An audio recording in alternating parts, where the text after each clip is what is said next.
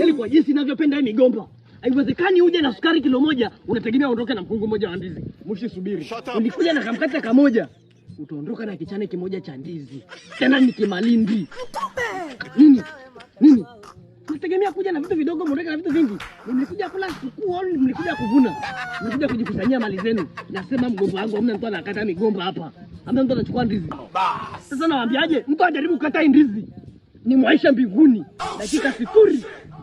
Sitaki mchezo kwenye mali zangu. Hii ni mali yangu mimi, nimeipambania ndugu zangu. Toa na huruma. Mimi nikija kula nakumbuka nilikuja kabla nipangia chakula nyewe. Na wewe kata tonge moja kula kistaarabu. Mimi nakumbuka mlinifanyia hivyo. Nyama nakula kipande kimoja kwenye machalari na kulaje. Hakuna. Leo mnasema nataka ndizi mwende nazo da. Habari za kuondoka na vitu vya gharama hapa. Never. Nachoka mimi, nachoka.